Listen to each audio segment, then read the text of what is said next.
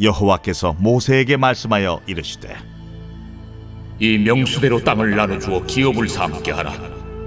수가 많은 자에게는 기업을 많이 줄 것이요 수가 적은 자에게는 기업을 적게 줄 것이니 그들이 계수된 수대로 각기 기업을 주되 오직 그 땅을 제비 뽑아 나누어 그들의 조상 지파의 이름을 따라 얻게 할지니라. 그 다소를 막론하고 그들의 기업을 제비 뽑아 나눌지니라. 레위인으로 계수된 자들의 종족들은 이러하니 게르손에게서 난 게르손 종족과 고핫에게서 난 고핫 종족과 무라리에게서 난 무라리 종족이며 레위 종족들은 이러하니 림니 종족과 헤브론 종족과 말리 종족과 무시 종족과 고라 종족이라. 고핫은 아므람을 낳았으며 아므람의 처의 이름은 요게벳이니 레위의 딸이요 애굽에서 레위에게서 난 자라. 그가 아므람에게서 아론과 모세와 그의 누이 미리암을 낳았고 아론에게서는 나답과 아비후와 엘르아살과 이다말이 낳았더니 나답과 아비후는 다른 물을 여호와 앞에 들이다가 죽었더라.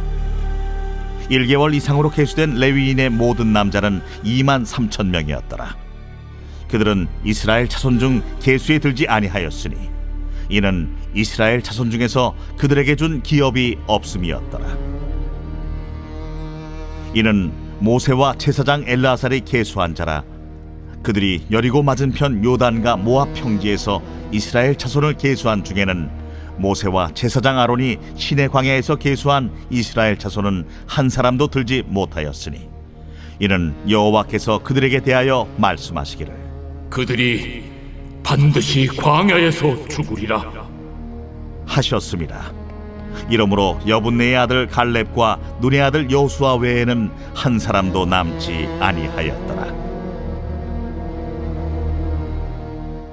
오늘 민수기 26장 52절 이하의 말씀은 이제 하나님께서 이스라엘 백성들에게 그 땅을 나누어 줄 것을 명령을 하고 그 이후로 이제 레위인의 계수한 부분들을 또 이제 기록을 하고 있습니다. 자, 오늘 말씀 52절에 여호와께서 모세에게 말씀하여 이르시되 이 명수대로 땅을 나눠 주어 기업을 삼게 하라 그러죠.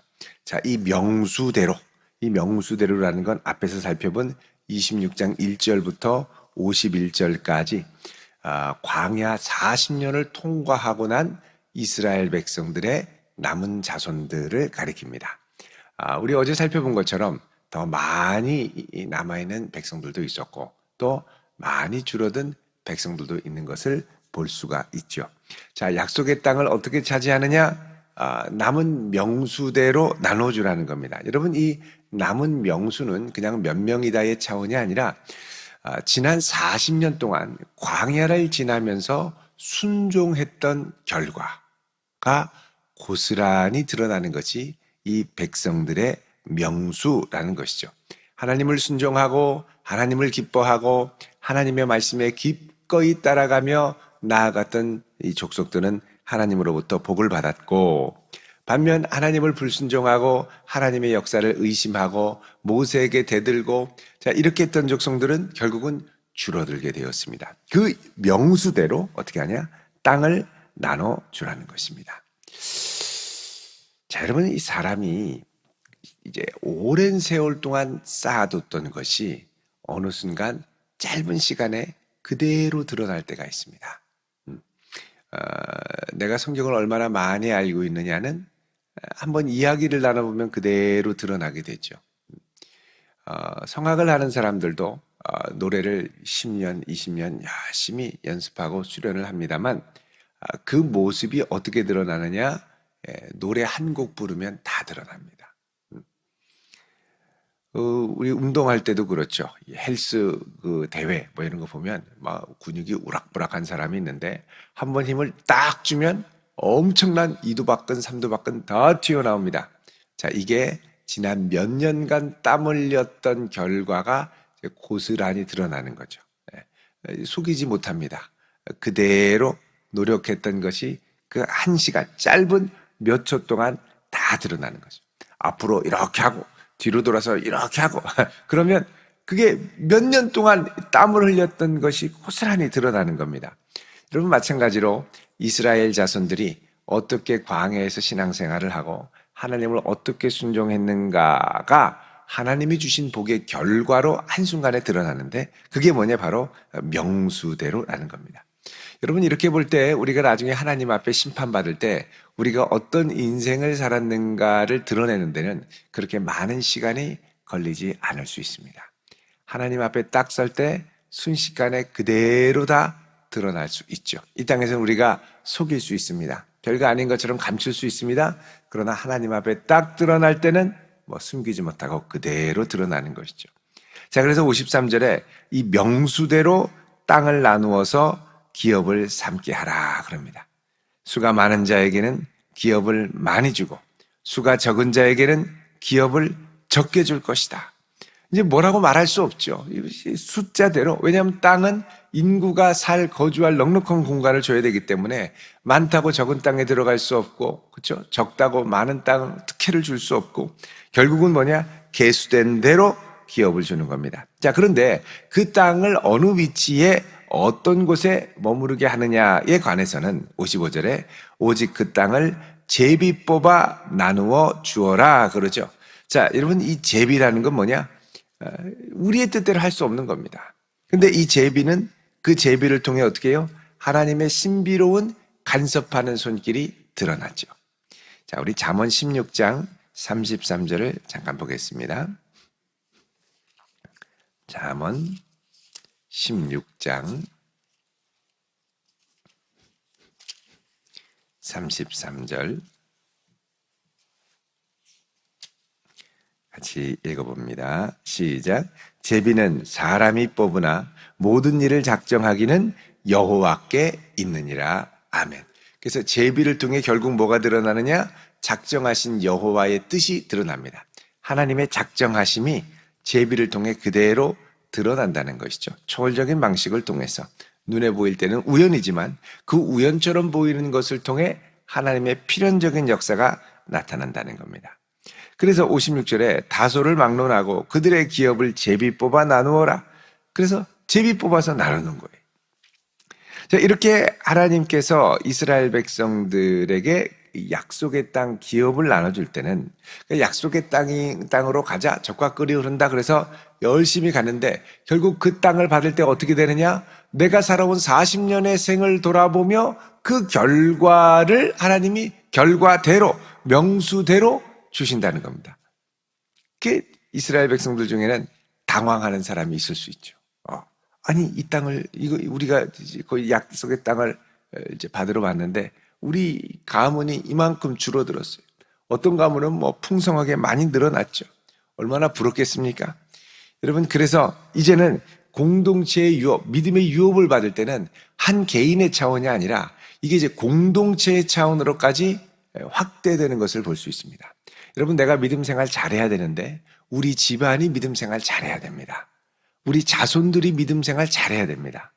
그리고 나 혼자 믿음 생활 잘하는 게 아니라 그리고 믿음 생활 잘하기 위해 또 좋은 교회를 찾아왔지만 좋은 교회를 다니면 우리가 함께 좋은 교회를 이루어서 우리 전체가 믿음 생활을 잘하는 교회가 돼야 됩니다.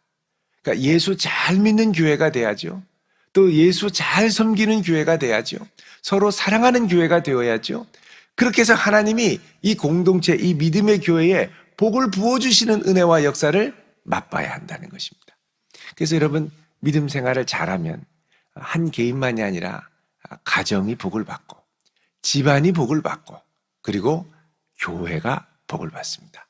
그리고 교회를 통해 복을 받고 가정을 통해 복을 받고 가문을 통해 복을 받아야죠.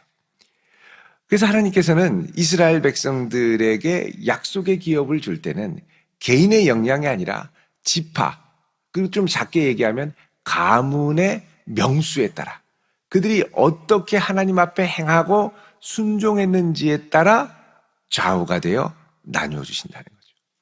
그래서 여러분 이 땅을 살아가면서 우리도 믿음의 명문 가문을 이루기 위해서 또 믿음의 좋은 유산이 풍성한 교회가 되기 위해서 여러분 대전에서 좋은 교회가 많이 있지만 우리 대전도안교회가 참 좋은 교회다. 여러분 이것을 이루어 가려면 우리가 지금부터 한 10년은 열심히 좋은 교회를 이루어가기 위해 몸부림을 쳐야 됩니다. 좋은 교회라는 건 단순히 겉으로 드러나는 것만이 아니라 그 안에 있는 성도들의 신앙생활, 성도들의 거룩한 성품, 또 서로 사랑하며 품어주는 사랑하는 관계, 이것들이 성숙에 이르러야죠. 그렇게 해서 풍성한 은혜로 정말 이 교회에 오면 너무 마음이 따뜻하고, 그래서 교회를 통해 하나님의 복과 은총을 많이 받을 수 있도록, 여러분 그런 교회 되기를 위해 기도하고 우리가 함께 이루어갈 수 있기를 축원드립니다.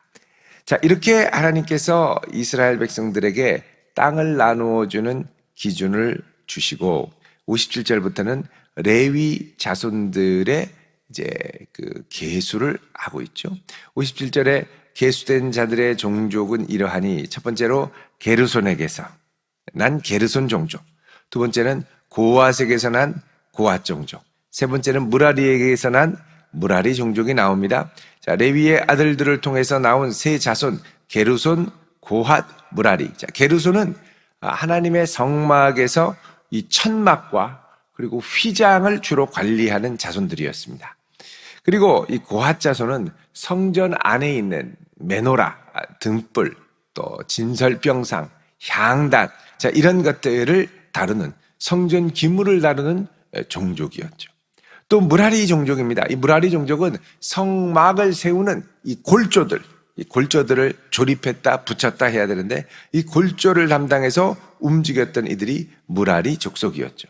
자, 이런 족속들을 쭉 열거한 후에 그 가운데 이제 좀 안타까운 족속들을 얘기합니다. 그건 뭐냐면 60절에 나답과 아비후죠. 아론의 두 아들, 네 아들인데 원래는 나답, 아비후. 60절에 엘르아살, 이다말. 그런데 나답과 아비후는 하나님 앞에 다른 불을 갖고 분향하다가 여호와 앞에 드리다가 죽게 됩니다. 자, 이로써 나답의 후손, 아비후의 후손은 끊어지게 되죠. 그래서 중요한 제사장, 대제사장 넷 중에 둘이 끊어지게 됩니다. 자, 이렇게 레위인이라고 다 그런 게 아니라, 다 잘 되는 게 아니라 레위인조차도 하나님 앞에 충성되이 순종하지 않으면 이제 풍성하고 생육하고 번성하는 복에서 좀 멀어질 수 있다는 것이죠. 61절에 나답과 아비후는 다른 불을 드리다가 죽었고, 62절에 그렇게 해서 1개월 이상으로 계수된 레위인의 모든 남자, 레위인의 남자를 세보니 23,000명이었더라 그럽니다. 여러분 3장 39절 보시면요, 민수기 1차 그 인구조사 때 이 레위인들의 숫자를 계산을 했는데요. 1장 39절에 1장이 아니라 3장 39절에 이렇게 말씀을 합니다. 읽어보겠습니다. 시작. 모세와 아론이 여호와의 명령을 따라 레위인을 각 족속대로 계수한즉 1개월 이상 된 남자는 모두 22,000명이었더라. 자, 여기서는 22,000명. 지금 오늘 본문에서는 몇 명입니까? 23,000명. 62절에 보면, 그러니까 몇 명이 늘었느냐? 1,000명이 늘어났습니다. 그러니까 40년 세월 동안 1,000명이 늘어났다고 하면 그렇게 많이 늘어나는 건 아니죠. 몇만 명이 늘어난 지파도 있는데요. 그러니까 이제 레위인이 사실은 더 번성할 수도 있었겠습니다만 이런 중간에 나답과 아비후가 다른 불을 가지다가 멸망당하고 이런 어려움들이 있었다는 거죠. 다른 말로 하면 레위인이라고 그래서 100% 하나님을 제일 가까이 섬기니까 제일 잘 돼야 되지 않겠습니까? 그런데 가까이 섬긴다고 하더라도 하나님 앞에 하나님이 원하시는 방식대로 겸손하게 섬기지 않으면 어려움을 당할 수 있다는 겁니다. 누구도 자만하거나 자신하지 말고 겸손하게 하나님을 기쁘게 섬길 수 있어야 한다는 것이죠. 자, 이렇게 해서 63절에 모두 계수를 마쳤습니다. 모세와 제사장 엘르아살이 계수했고, 자, 이들이 여리고 맞은편 요단가 모압 평지에서 이스라엘을 계수한 중에는 64절에 모세와 제사장 아론이 시내 광야에서 계수한 이스라엘 자손은 한 사람도 들지 못했다 그럽니다. 왜? 65절에 하나님께서 그들이 반드시 광야에서 죽을 것이라고 했기 때문에 딱 두 사람 빼고요. 누굽니까? 65절 맨 끝에 여분네의 아들 갈렙, 눈의 아들 여호수아 외에는 한 사람도 남지 아니하였더라. 결국 40년을 지나서 인구 계수를 통해서 이스라엘 1세대의 모든 세대들이 다 거기서 잠들고 이제 하나님이 말씀하신 여호수아와 갈렙을 빼고는 아무도 약속의 땅에 들어가지 못하게 됐다라고 말씀합니다. 결국 하나님의 작정하신 대로 이스라엘 백성들을 약속의 땅으로 끌고 가시지만 불순종하고 반역하였던 백성들은 한 사람도 들어가지 못하게 되죠. 그리고 하나님이 정말 말씀하신 대로 1세대가 모두 다 광야에서 죽게 되는 일들이 벌어집니다. 결국 하나님의 뜻이 성취되지만 죄를 범하고 하나님께 불순종했던 이들은 온전히 들어가지 못하고 그리고 끝까지 하나님을 신뢰했던 이들만 들어가게 되는 것을 볼 수가 있습니다. 자, 이것과 함께 사실 이제 오늘 말씀 시작하는 52절에 53절에 명수대로 땅을 나누어 준다. 이것도 뭐냐? 40년간의 순종의 흔적을 그대로 드러내는 것이죠.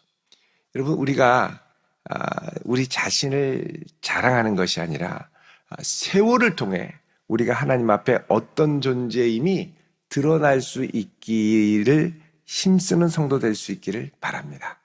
말은 잠깐뿐입니다. 그럴듯해 보이지만 조금 지나면 아니다라는 것이 드러날 때 주변 사람들이 도리어 많이 실망하게 되죠. 여러분, 세월을 통해 시간이 갈수록 저 사람은 진짜 하나님 앞에 진국이다. 너무나 신실하고 변함없구나. 하나님 사랑하는 마음이 가득하구나. 여러분, 이런 성도로 설 수 있기를 바랍니다. 나의 성도됨은 세월을 통해 드러난다. 내가 예수 믿은 지 10년이 되고 20년이 되고 우리 교회 나온 지 5년이 되고 10년이 되면 이 세월을 통해 더욱 하나님을 향한 신실함으로 서야 한다는 것이죠. 여러분, 우리가 직분을 받을 때도 그렇습니다. 직분자라고 하면 이 직분으로 그냥 타이틀로 끝나는 게 아니라 정말 그 직분자답게 그 사명을 끝까지 잘 감당할 때 세월을 통해 좋은 직분자다라는 게 드러나게 되죠. 하나님 앞에 평가받게 되고요. 근데 타이틀만 걸고 아무것도 아니면 성도가 아닌 것처럼 살면 안 되는 거죠. 예수의 몸을 이루면서 세월을 통해 정말 내가 하나님 앞에 거룩한 성도다운 자녀로 설 수 있기를 주님의 이름으로 축원드립니다. 기도하겠습니다. 거룩하신 아버지 하나님, 세월을 통해 드러나는 신실함이 주님 앞에 온전히 나타나기를 원합니다. 매 순간 우리를 부르시고 인도하시는 주님 앞에 기쁨과 순종함으로 설 수 있도록 은혜를 더해 주옵소서. 예수님 이름으로 기도드리며 오늘 이 아침 주님 앞에 귀한 예물 드립니다. 주님 기쁘게 받으시고 여기에 담겨있는 귀한 예물 기도의 제목을 들으사 하나님 응답하여 주옵소서. 예수님 이름으로 기도드립니다. 아멘.